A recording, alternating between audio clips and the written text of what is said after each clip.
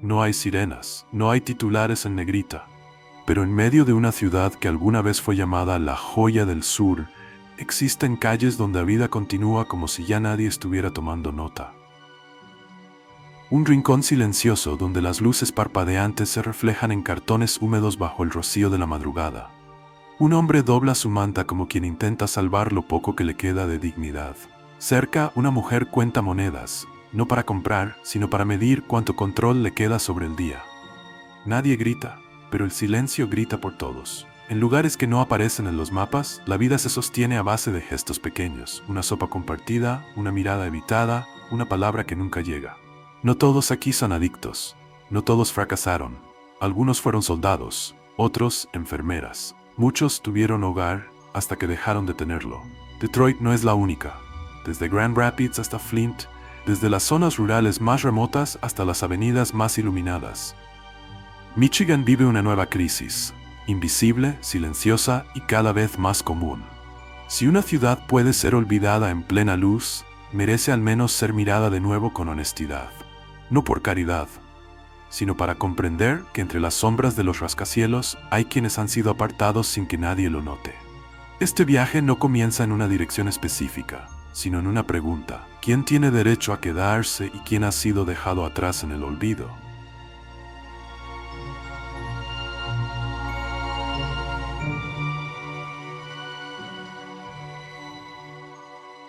Una crisis diversa a nivel estatal.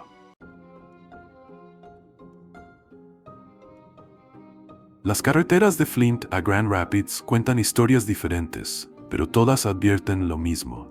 La falta de vivienda en Michigan no se limita a un lugar ni a un tipo de persona. No se trata solo de los moteles envejecidos de Detroit o los campamentos fríos en las afueras de Lansing. Es en los estacionamientos escolares de Traverse City. Es en las furgonetas familiares en Kalamazoo. Es en los remolques de las tierras agrícolas en el Thumb. En la península superior, la nieve se acumula contra puertas que ya no se abren. Los refugios aquí son escasos y distantes, y cuando el clima aísla a un pueblo rural, la ayuda no siempre llega. Una madre soltera en el condado de Houghton podría pasar semanas sin encontrar una cama disponible para su hijo. Y en la cercana Ironwood, residentes ancianos duermen en sofás que no les pertenecen, en salas de estar que rotan con favores y tiempo prestado. Mientras tanto, en ciudades medianas como Saginaw o Jackson, la línea entre tener y no tener hogar se vuelve más delgada. Un despido, un aumento de alquiler, una enfermedad, no se necesita mucho. Las bibliotecas locales se convierten en refugios diurnos. Los baños públicos se vuelven el último recurso. Y las cabinas de comida rápida se transforman en oficinas temporales para buscadores de empleo sin otro lugar donde sentarse. En todo Michigan, se espera que casi 36,000 personas enfrenten la falta de vivienda para finales de 2025, algunas por primera vez, otras nuevamente. Muchos de ellos no son lo que el público imagina. No son solo hombres con abrigos desgastados. Son madres, niños, veteranos que sirvieron en Irak, ancianos cuyos cheques de jubilación ya no alcanzan para cubrir el alquiler en aumento. Ex jóvenes de acogida sin dirección permanente, estudiantes universitarios que duermen en sofás entre semestres, camareros que sonríen a los clientes durante el día y duermen en su coche por la noche. En los últimos 3 años, el alquiler en Michigan ha aumentado un 36%. Los salarios no han seguido el mismo ritmo. En lugares como Marquette o Benton Harbor, incluso trabajar a tiempo completo a menudo no es suficiente. Encontrarás maestros durmiendo en sofás. Encontrarás trabajadores de la construcción compartiendo habitaciones de motel. Y encontrarás familias enteras, registrándose en refugios con niños pequeños y fórmula para bebés empacada junto a mochilas viejas. Lo que hace única esta crisis es su alcance. Urbano, rural, norte y sur, grandes ciudades y caminos secundarios. La cara de la falta de vivienda ya no es la excepción. Es parte de la historia de Michigan y se está extendiendo por lugares que muchos aún creen inmunes. Ninguna región está intacta y ninguna vida es demasiado estable para caer. En Holland, en la costa occidental, un padre soltero trabaja de noche en una fábrica y pasa sus días estacionado frente a un parque público con sus 2 hijas. Dibujan en servilletas con crayones de restaurante, esperando que la escuela reabra. Él dice que no se trata de lástima, Solo necesito tiempo para ponerme al día. Pero el tiempo aquí es un lujo. Y en el Michigan de hoy, incluso las mejores intenciones aún cuestan más de lo que algunas personas pueden pagar.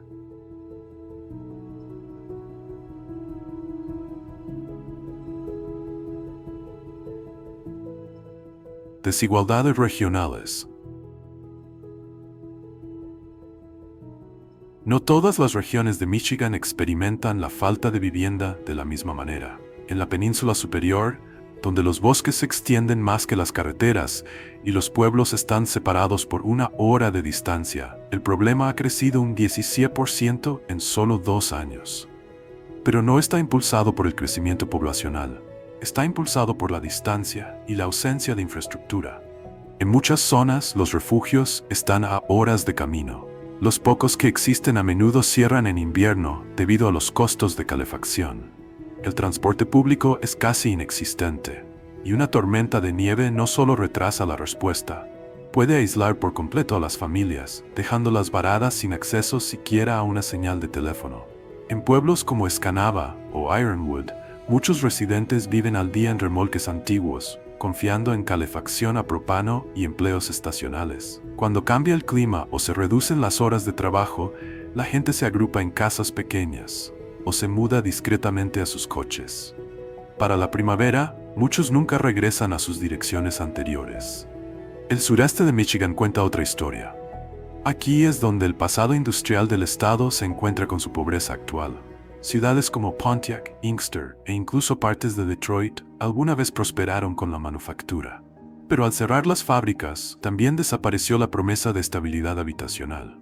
La pobreza generacional es profunda aquí, agravada por legados de discriminación racial en la vivienda y un parque inmobiliario que no ha sido reemplazado ni mantenido. Edificios abandonados comparten manzanas con refugios que se saturan cada noche. Y aunque existen programas de capacitación laboral, a menudo operan lejos de donde más se necesita. Mientras tanto, en el oeste de Michigan hay una tensión diferente.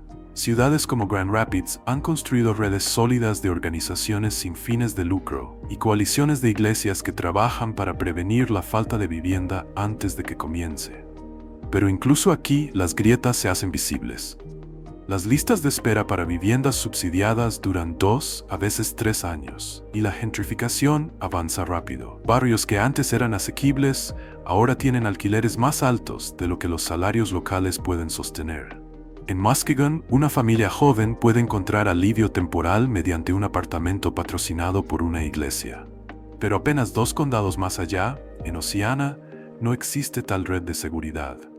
Lo que emerge es un mapa fragmentado, uno donde la ayuda depende más del código postal que de la necesidad. Una madre en Kalamazoo y un veterano en Sault Ste. Marie pueden estar enfrentando avisos de desalojo, pero sus posibilidades de encontrar apoyo, refugio o incluso transporte a una clínica varían no por esfuerzo, sino por ubicación. Y esa desigualdad silenciosa, extendida entre condados y costas, define la geografía de esta crisis mucho más que cualquier línea fronteriza en un mapa.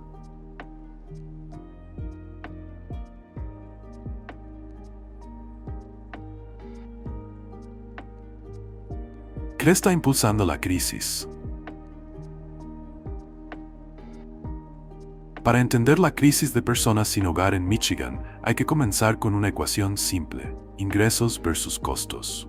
Para decenas de miles de familias, esa ecuación ya no se equilibra. En 2025, casi 1 de cada 3 hogares en Michigan gasta más del 30% de sus ingresos en vivienda. Para los residentes de bajos ingresos, ese número es aún mayor, frecuentemente 50%, a veces más. ¿Qué queda para comida, transporte, medicinas o ahorros? Poco, y a veces, nada. Un padre o madre soltero que trabaja a tiempo completo con salario mínimo en Lansing lleva a casa unos $1,800 al mes después de impuestos. El alquiler promedio de un apartamento de 2 habitaciones en la zona, aproximadamente $1,000. Eso deja unos $800 para todo lo demás. Y eso sin emergencias. En Detroit, Flint y Battle Creek, las cifras cuentan una historia similar. El alquiler consume el mes, hasta que incluso el gasto inesperado más pequeño, una llanta pinchada, una visita urgente al médico, se convierte en el momento en que todo se desmorona. Una factura vencida, un día sin trabajo, Y de repente, una familia que siempre había logrado estirar su dinero, ahora está eligiendo entre un motel o el asiento trasero del coche. Esta es la línea que la mayoría no ve. No se trata de adicción, no se trata de fracaso, se trata de fragilidad. La línea entre tener refugio y vivir en la calle se ha vuelto tan delgada como el papel, y más personas caminan sobre ella de lo que creemos. Luego está el propio mercado inmobiliario. En la última década, Michigan se ha quedado atrás en más de 100,000 unidades de vivienda asequibles. Los desarrolladores persiguen las ganancias, no la estabilidad. Construyen para nuevos mercados, no para familias que luchan. Las leyes de zonificación a menudo restringen la vivienda multifamiliar en áreas suburbanas. Y aun cuando los proyectos son aprobados, enfrentan una fuerte oposición de comunidades que dicen, no en mi vecindario. Al mismo tiempo, firmas de inversión privada e inversores de otros estados continúan comprando propiedades y convirtiéndolas en alquileres a corto plazo. Hogares que alguna vez albergaron a familias locales ahora permanecen vacíos entre semana, esperando a los visitantes del fin de semana. Incluso los sistemas de ayuda, que se supone deben atrapar a las personas antes de que caigan, a menudo tienen barreras. Las solicitudes requieren prueba de desalojo, documentación de ingresos, una identificación legal. Pero, ¿cómo pruebas una crisis cuando vives en un coche? ¿Cómo subes documentos cuando la batería del teléfono no se carga? Lo que impulsa esta crisis no es una tormenta única. Es la erosión lenta de todo lo que alguna vez sostuvo a las personas. Salarios, vivienda, redes de apoyo. Es un deshilachamiento silencioso de la creencia de que el trabajo duro debería ser suficiente. Pero ahora, para muchos, ya no lo es.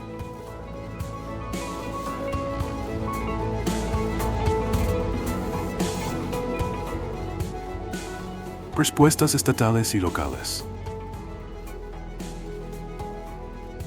La crisis de personas sin hogar en Michigan no ha pasado desapercibida, pero la atención no siempre se traduce en acción. Y cuando la acción llega, a menudo está fragmentada, bien intencionada, pero incompleta. Locan Axios.de Detroit Droids de 28 Detroit Budget en 2025 Duggan. En 2024, el Estado lanzó un programa piloto de desvío de refugios en 12 comunidades, respaldado por un fondo de $4 millones. La idea era simple: evitar que las personas ingresen a refugios desde el principio. En lugar de esperar hasta que una familia lo pierda todo, el programa ofrece apoyo de alquiler a corto plazo, mediación de conflictos con propietarios o ayuda con reparaciones urgentes de automóviles que de otro modo podrían conducir a la pérdida del empleo. Solo en Flint, más de 700 personas evitaron ser ubicadas en refugios en un solo año gracias a este modelo. En otros lugares, ciudades como Muskegon están experimentando con campamentos autorizados, espacios legales con servicios de saneamiento, entregas de alimentos y visitas de trabajadores sociales. El objetivo es reemplazar el desorden con dignidad y el peligro con estructura. Estas no son soluciones permanentes, pero para muchos, son mucho mejores que dormir bajo puentes o en edificios abandonados.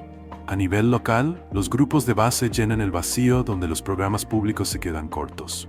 En Kalamazoo, un colectivo comunitario llamado Cardboard Profits distribuye ropa, comidas calientes y kits de higiene. También organizan eventos de alcance en la calle que conectan a las personas con atención de salud mental. Su nombre refleja una dura verdad. Para algunos, el cartón no es solo un colchón, es una moneda para sobrevivir. En Grand Rapids, las iglesias han creado una coalición de respuesta rápida que se activa cuando las familias reciben avisos de desalojo. Los voluntarios coordinan refugio de emergencia, comidas, asistencia legal y transporte, a veces todo dentro de las 24 horas. En Ann Arbor, los voluntarios han desarrollado un programa de emparejamiento de habitaciones que vincula a personas necesitadas con anfitriones dispuestos a compartir una habitación libre por un tiempo limitado. Pero incluso los esfuerzos más creativos enfrentan límites. Los presupuestos siguen siendo ajustados.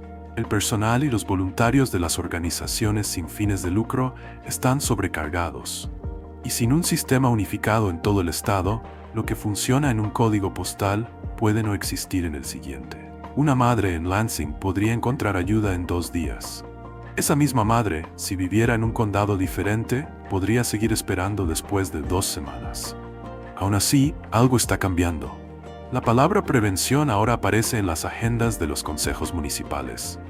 Más propietarios se están inscribiendo en programas de mediación de alquileres, y más residentes están comenzando a hacer la pregunta correcta.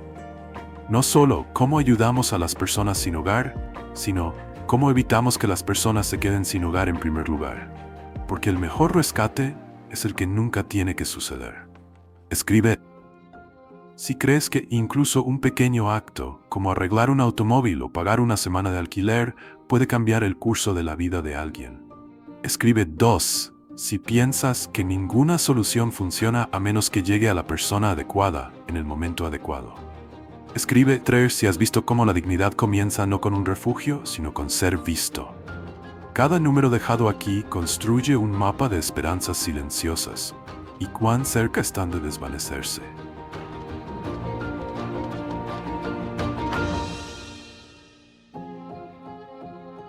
Cinco historias humanas detrás de las estadísticas. Cada estadística oculta un nombre. Y en Michigan, casi la mitad de todos los hogares sin hogar incluyen al menos un niño. En un refugio en Ypsilanti, un niño de 9 años dibuja superhéroes con escudos rotos. No habla mucho, pero cuando se le pregunta dónde está su hogar, señala su mochila. Para él, la estabilidad es un objetivo en movimiento, donde quiera que su madre estacione el automóvil esa noche. Su maestra dice que nunca falta a clase, pero a menudo llega con hambre y se va con los bolsillos llenos de galletas sin comer. En otro condado, una anciana llamada Marta duerme en el sótano de una iglesia. Solía trabajar en la misma fábrica durante 33 años. Su pensión se agotó después de una emergencia médica. Lleva una foto doblada de su día de bodas en el bolsillo de su abrigo y cada noche susurra el nombre de su difunto esposo antes de quedarse dormida. Su hijo vive a 3 horas de distancia, trabajando en 2 empleos. Él no sabe que ella está aquí. Luego está Jamal, un joven de 20 años que salió del sistema de cuidado de crianza la primavera pasada. Sin historial de alquiler, fiador ni ingresos estables, fue rechazado de cada apartamento al que aplicó. Ahora duerme en el automóvil de un amigo mientras intenta completar su último semestre en un colegio comunitario local. No estoy sin hogar, dice. Simplemente no me permiten quedarme en ningún lugar. A lo largo de 2025, los afroamericanos constituyen solo el 14% de la población de Michigan, pero representan más del 50% de sus residentes sin hogar. Las razones son profundas: brechas de riqueza generacional, prejuicios sistémicos en la vivienda y discriminación laboral. Pero el impacto es visible, en salas de espera, en las esquinas, bajo los puentes. Las comunidades latinas e indígenas también enfrentan cifras crecientes, aunque a menudo están subrepresentadas en los informes oficiales. Las barreras del idioma y la falta de documentación significan que muchos nunca aparecen en el sistema, a pesar de vivir cada día sin un hogar. No todas las historias están empeorando. Programas focalizados han ayudado a reducir la falta de vivienda entre veteranos y personas que la experimentan por primera vez. El apoyo habitacional específico, la colocación laboral y los servicios de salud mental han evitado que muchos regresen a las calles. Algunos condados incluso han informado una reducción del 15-20% en la falta de vivienda entre veteranos en los últimos 2 años. Las cifras son modestas, pero son prueba de que la intervención, cuando es precisa, puede funcionar. Aún así, por cada vida que logra estabilizarse, otra se desliza. Detrás de cada historia de éxito, hay una fila de otras aún esperando, aún sin ser escuchadas, todavía esperando algo tan simple y a veces tan imposible como un lugar donde quedarse.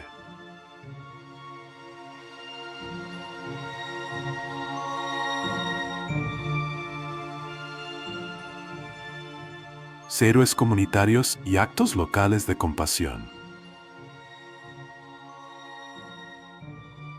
No todo cambio proviene de oficinas o presupuestos. En Michigan, algunas de las respuestas más poderosas a la falta de vivienda no provienen del gobierno, sino de los vecinos.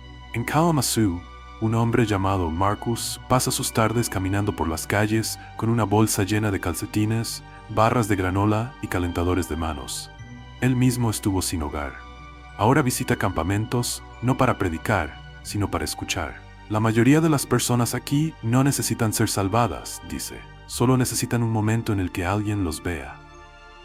En Grand Rapids, una enfermera jubilada abre su garaje cada domingo para servir sopa y cargar teléfonos. Lo llama reinicio dominical. Comenzó con un solo cable de extensión. Ahora se ha convertido en una reunión semanal de 20, a veces 40 personas, hablando, riendo, sin pedir nada más que presencia. En días fríos, ella lleva mantas. En días festivos, alguien siempre lleva música. Y en Muskegon, un grupo de estudiantes de secundaria inició una despensa de higiene dentro de su escuela. Champú, pasta de dientes, productos femeninos. La abastecieron con donaciones y sus propias mesadas. Uno de ellos dijo, no es caridad, es simplemente dar a las personas lo que ya deberían tener. En Traverse City, una propietaria de restaurante abre su comedor después de horas cada jueves. Cocina una sola olla de estofado e invita a cualquier persona necesitada a sentarse y comer. No hay registro ni identificaciones, solo comida y un espacio que se siente seguro. En Saginaw, un mecánico ofrece cambios de aceite gratuitos a familias sin hogar que viven en sus autos. Si ese vehículo se va, dice, todo lo demás también se va. Estos gestos no arreglan el mercado de la vivienda, no reemplazan las políticas, pero cosen pequeños agujeros en un sistema que a menudo se siente demasiado desgarrado para reparar. Y nos recuerdan, los sistemas pueden fallar, pero las personas, cuando se les deja su propia humanidad, a menudo se elevan. La verdad es que nadie espera que los vecinos terminen con la falta de vivienda, pero en estacionamientos, aceras, garajes y aulas están haciendo algo igualmente vital, recordando a aquellos que han sido empujados al borde que aún son vistos.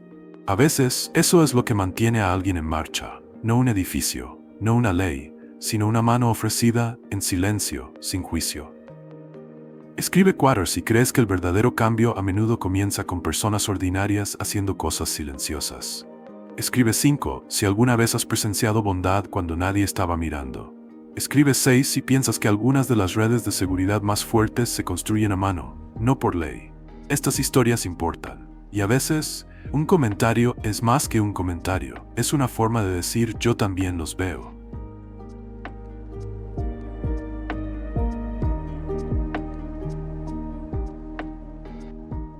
Anaïs Perfulet, presión del hombre Worcester.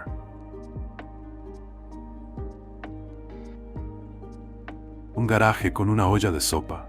Un estudiante repartiendo cepillos de dientes. Un hombre ofreciendo calcetines sin nombre adjunto. Ahora, aleja la vista. Corte a un edificio de condominios de lujo vacío en el centro de Detroit. 12 pisos de vidrio, balcones y silencio. Unidades listadas por $500,000. Menos del 20% ocupadas. En todo el estado, la tasa de vacantes de viviendas en Michigan ronda por debajo del 5%. En papel eso suena eficiente. En la práctica, significa desesperación. Por cada unidad asequible, hay 10 hogares que la necesitan, y ninguno de ellos puede esperar. Más de la mitad de todos los inquilinos en Michigan se consideran cargados por la vivienda, gastando más del 30% de sus ingresos solo para mantener un techo. Para los hogares de bajos ingresos, esa cifra asciende al 70%. Y la construcción no está al día. Los expertos dicen que el estado necesita más de 200,000 unidades asequibles para 2030 solo para satisfacer la demanda actual. Pero la oferta no es el único problema. La forma en que se poseen las viviendas ha cambiado. Los bienes raíces ya no son solo refugio, son una clase de activos. Grandes firmas de inversión ahora compran bloques de casas unifamiliares, convirtiéndolas en carteras de alquiler. Las expulsiones se convierten en decisiones de hoja de cálculo. Los aumentos de alquiler siguen a las fusiones. Las personas no son excluidas porque fallaron. Son excluidas porque alguien más calculó de manera diferente. Y no se trata solo de núcleos urbanos. En pueblos pequeños como Howell o Alpena, los inquilinos a largo plazo están siendo expulsados a medida que los alquileres vacacionales se apoderan del mercado. Casas que una vez estuvieron llenas de niños ahora son escapadas de fin de semana. Las inscripciones escolares disminuyen. Las tiendas locales cierran más temprano. Comunidades enteras comienzan a vaciarse desde dentro. Mientras tanto, las leyes de zonificación restringen la vivienda multifamiliar. La resistencia del vecindario bloquea proyectos de bajos ingresos. Los consejos locales debaten sobre estética y proporciones de estacionamiento, mientras que a solo unas calles de distancia, las familias duermen en sus autos, sin saber si serán desalojadas por la mañana. Los constructores citan altos costos de materiales. Las ciudades citan terrenos limitados. Pero el resultado es el mismo. Menos viviendas, precios en aumento y más personas desplazadas sin lugar a donde ir. No hay un villano con rostro. No hay una sola decisión a la que culpar. Solo un sistema calibrado para el crecimiento, sin detenerse nunca a preguntar quién queda atrás. Y en el silencio de los condominios vacíos y los refugios superpoblados, la respuesta se vuelve dolorosamente clara. En Flint, se despejaron bloques enteros para un desarrollo que nunca llegó.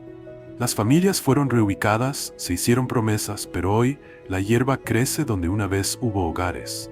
La nueva vivienda, demasiado cara para los residentes que fueron desplazados, demasiado moderna para las calles que recuerdan algo más simple. Y en los condados rurales, donde el trabajo alguna vez significó una vida, graneros abandonados ahora son vecinos de cabañas de lujo reservadas con meses de antelación. Los locales son excluidos de sus propios fines de semana. Esta no es una crisis futura. Se está desarrollando ahora mismo, casa por casa, lote por lote, contrato por contrato. Y en esta conversión silenciosa de hogares en números, vecindarios en mercados y familias en márgenes, la pregunta permanece: ¿para quién estamos construyendo?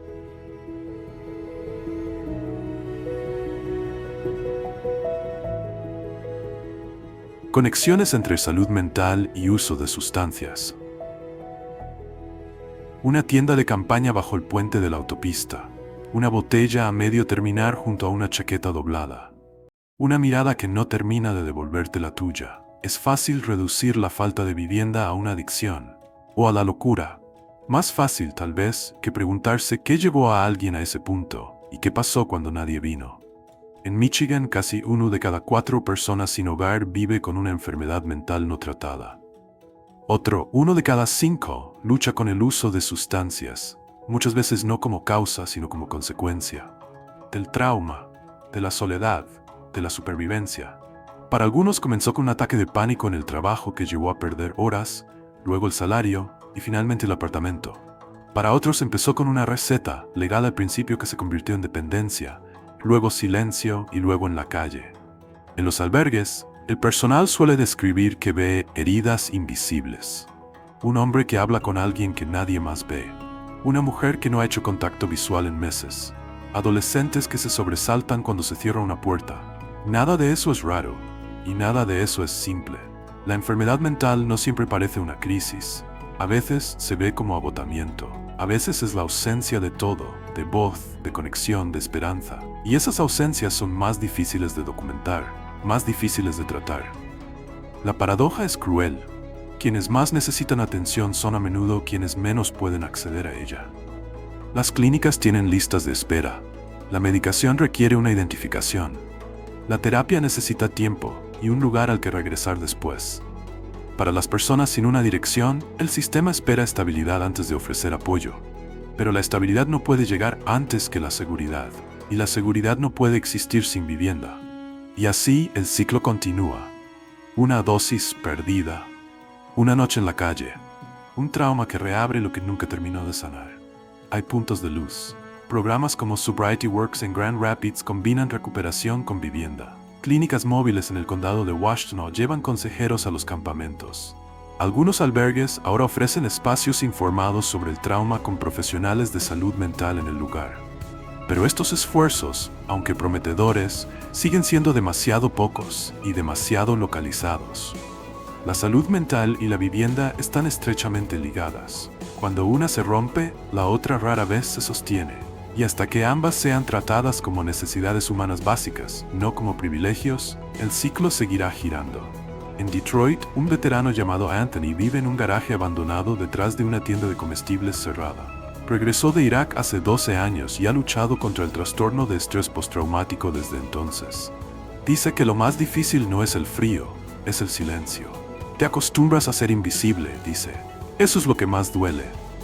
Los dueños de negocios locales dicen que ven a más personas como él, hombres y mujeres sentados en silencio frente a farmacias o lavanderías, sin pedir nada, simplemente, sin irse. no es una interrupción, es una presencia que habla de algo más profundo. Una ciudad llena de personas que alguna vez tuvieron rutinas, trabajos, hogares, y los perdieron no de un solo golpe, sino por 1000 cortes pequeños.